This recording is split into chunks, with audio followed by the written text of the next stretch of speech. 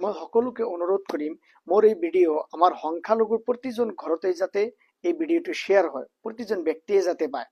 সৰ্বপ্ৰথমে আমাৰ সংখ্যালঘু শিক্ষিত যুৱক যুৱতী আৰু ইণ্টেলেকচুৱেল পাৰ্চনেলিটি সকলক মই অনুৰোধ কৰিব বিচাৰিম, আমাৰ যিটো নাগৰিকত্ব সমস্যা, detention camp, D voter, foreigner বা বিদেশী বা সকলো ডকুমেণ্ট থকাৰ পিছত যি সমস্যা, এইটো ৰাজনৈতিক সমস্যা, আমি সকলোৱে জানো।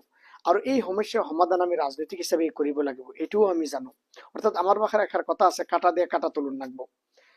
আমি 78 ইয়াৰ্ছ ধৰি বিভিন্ন দলক, কংগ্ৰেছক হওক, আপোনাৰ UDF হওক, আপোনাৰ ৰাইজৰ দলক হওক বা BPF হওক, বিভিন্ন সময়ত বিভিন্ন পাৰ্টিক ভোট দি আছো আমাৰ মানুহে।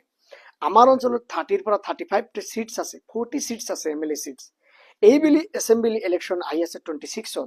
যি পাৰ্টিয়ে আমাক লিখিত হিচাপে ইস্তাহাৰত ক'ব, শ্লোগান দিব বা এই নাগৰিকত্ব যি সংখ্যালঘুৰ এটা সমস্যা, এই সমস্যা স্থায়ীভাৱে সমাধান কাৰণে প্ৰতিশ্ৰুতি দিব বা প্লাছ ইস্তাহাৰত ক'ব বা লিখিত হিচাপে ক'ব, জনাব বা প্লেনিংটো জনাব, আমি সকলোৱে মিলি জুলি আমি সকলো মুছলমানে, মই ভাবো যিয়ে পাৰ্টি নহওক, কংগ্ৰেছেই হওক, UDF হওক, ৰাইজৰ দলেই হওক, BPF হওক, AGP হওক, যিয়ে নহওক কিয়, যদি সমাধানৰ কাৰণে কিবা স্থায়ী প্লেনিং যদি কৰে, আমি সকলোৱে মিলি জুলি আমি জনমত এটা গঠন কৰিব লাগে।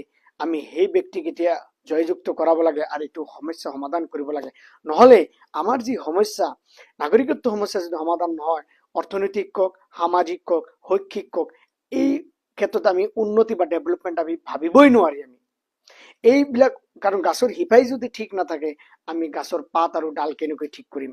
সেইকাৰণে আমি সকলোকে অনুৰোধ কৰিম, জনমত গঠন কৰিব লাগে। কাৰণ 78 ইয়াৰ্ছতে আমি বহুত ভোট দিলো, দেখিলো।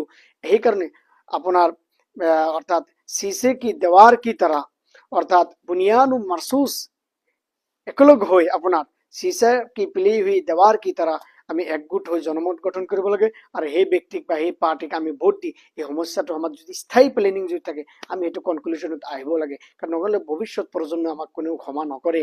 এই প্ৰব্লেম 300, 400, 500 বছৰলৈকে থাকিব।